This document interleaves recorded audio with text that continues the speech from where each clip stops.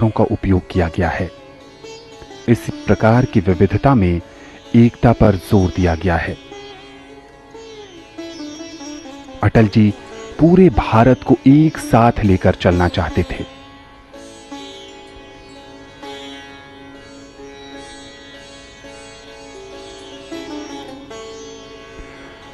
माननीय राष्ट्रपति रामनाथ कोविंद जी का आगमन सदैव अटल पर होता हुआ प्रधानमंत्री, गृह मंत्री और रक्षा मंत्री उनकी आगवानी करते हुए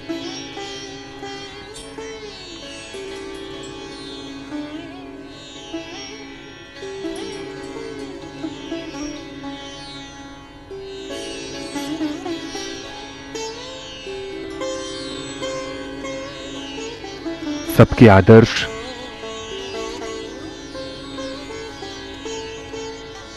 अटल बिहारी वाजपेयी को पुष्पांजलि अर्पित करने इस समय सदैव अटल, जो उनकी समाधि है, माननीय राष्ट्रपति, प्रधानमंत्री मौजूद। वित्त मंत्री निर्मला सीतारामन भी इस अवसर पर यहां मौजूद हैं।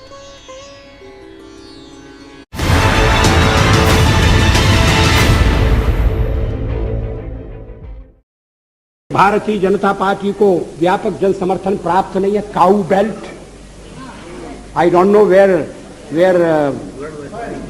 ये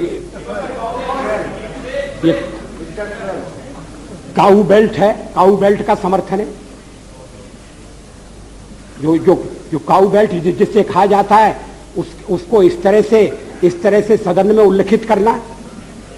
किस क्षेत्र की आप बात कर रहे हैं? हरियाणा में हम हरियाणा में जीते, हमने कर्नाटक में समर्थन प्राप्त किया है। और ये ठीक है कि केरल में और तमिलनाडु में हम उतने शक्तिशाली नहीं है, मगर हमारा संगठन है। पश्चिम बंगाल में भी हमें 10% से थोड़ा कम वोट मिला हुआ है। अगर आप वोट की बात करते हैं तो फिर 10% वोट की बात करिए। इस सदन में एक व्यक्ति की पार्टियां, एक व्यक्ति की पार्टी,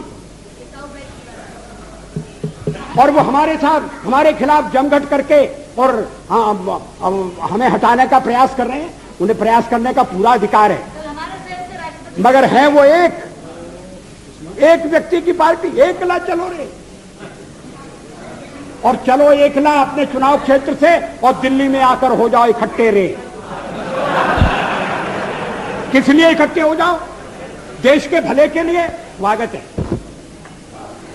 हम भी अपने ढंग से देश की सेवा कर रहे हैं।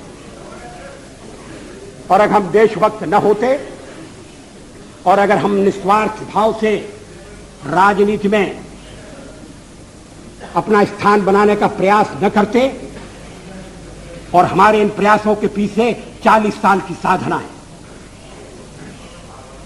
ये कोई आकस्मिक जनादेश नहीं है, कोई चमत्कार नहीं हुआ है।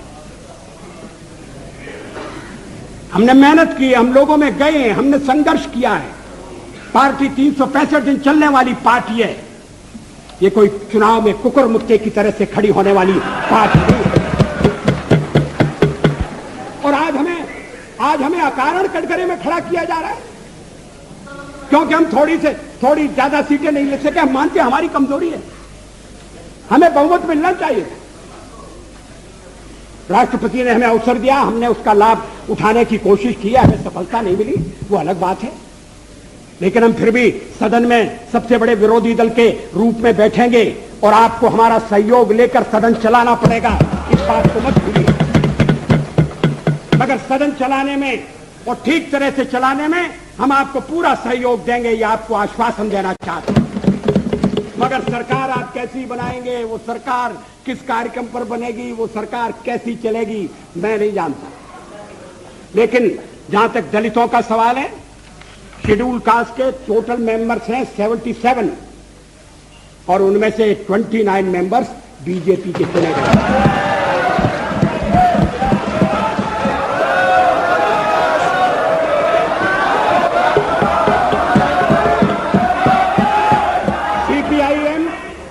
सीपीआईएम के 5 मेंबर हैं, सीपीआई 1 मेंबर है, कांग्रेस 15 मेंबर है, जनता दल 7 मेंबर है और सबसे ज्यादा हमारे मेंबर हैं।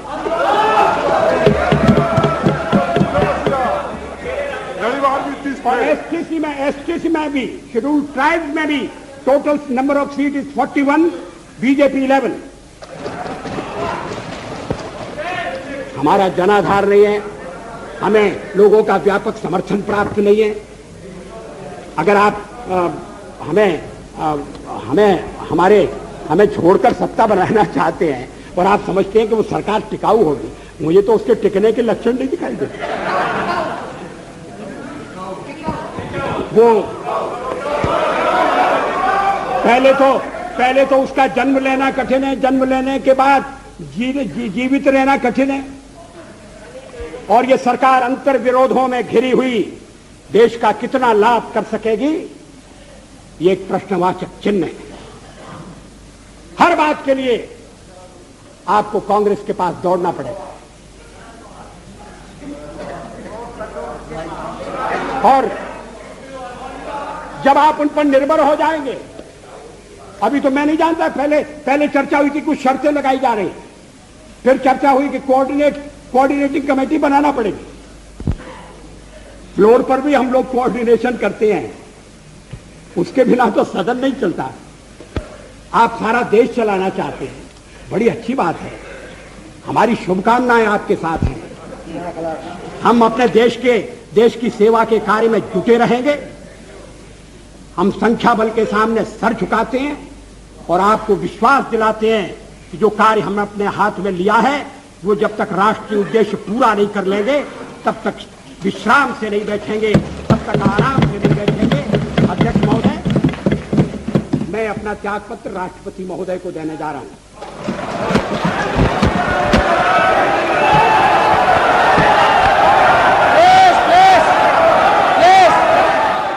हमारे खिलाफ सबसे बड़ा आरोप क्या है?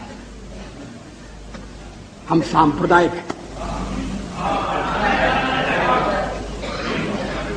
हम सेक्युलरवादी नहीं हैं। इसलिए सेक्युलरवाद के जितने भी रक्षक हैं, आओ इकट्ठे हो जाओ, लाठी डंडे संभाल लो और भाजपा को सत्ता से हटाओ। लोकतंत्र संख्या का खेल है और संख्या हमारे पक्ष में नहीं है। हमने जन समर्थन प्राप्त करने का जन समर्थन हम प्राप्त करने में सफल हुए। सबसे ज्यादा हमें जन समर्थन मिला है।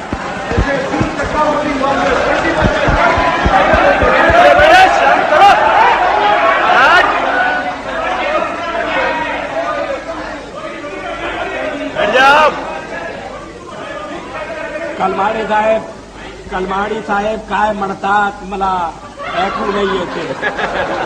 कलमाड़ी साहब क्या कहते हैं, ये दूसरों को समझना मुश्किल है।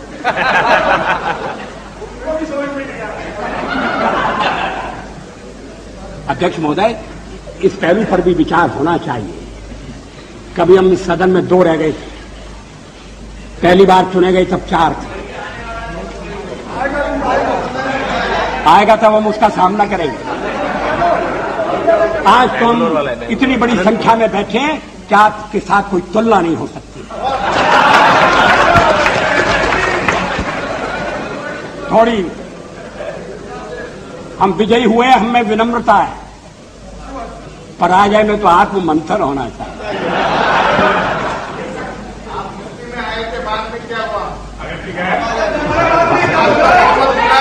आप सारे देश में थे, अब क्या हो रहा है? अब आप इस स्थिति से आप संतुष्ट हैं तो मुझे कुछ कहना नहीं, मैं इसमें पढ़ना नहीं चाहता। इस देश में इस समय लोगों के विचारों में मंथन चल रहा है, चिंतन की दिशाएं बदल रही हैं। लोग पुरानी मान्यताओं को फिर से कसौटी पर कस रहे हैं। मेरी समझ में नहीं आता कि जब संविधान के निर्माताओं ने शादी ब्याह के एक कानून बनाने की सिफारिश की और यह कहा कि राज्य उसकी तरफ ध्यान देगा, तो क्या वो सांप्रदायिक कारणों से प्रेरित थे? क्या यह सांप्रदायिक मुद्दा है? क्रिमिनल लॉ एक है, सिविल लॉ एक क्यों नहीं हो सकता? गोवा में अभी भी सिविल लॉ एक है। अगर मुस्लिम मित्रों को उसमें कठिनाई है तो वो कठिनाई आकर बता सकते हैं, ये कह सकते हैं कि हमें थोड़ा और समय चाहिए अपने समाज को तैयार करने के लिए। ये नहीं कहा जा रहा है, और दल भी इस बात के लिए उन्हें प्रेरित नहीं कर रहे हैं कि थोड़ा बहुत तो संशोधन करो, वक्त बदल रहा है। इस्लामिक देशों में पर्सनल लॉ में संशोधन हो रहे हैं, यहां थोड़ा परिवर्तन होना चाहिए, जेंडर इक्वलिटी का मामला है। यह आश्चर्य है कि परमाणु परीक्षण की भी आलोचना की गई। पूछा गया देश के सामने कौन सा खतरा था। मैं 1974 में सदन में था, जब श्रीमती इंदिरा गांधी के नेतृत्व में परमाणु परीक्षण किया गया था। हमने उसका स्वागत किया था, प्रतिपक्ष में थे फिर भी स्वागत किया था, क्योंकि देश की रक्षा के लिए वो किया गया था। उस समय कौन सा खतरा था? क्या आत्मरक्षा की तैयारी तभी होगी जब खतरा होगा? अगर तैयारी पहले से हो तो जो खतरा अगर आने वाला है तो खतरा भी दूर हो जाएगा। खतरा अमल में नहीं आएगा।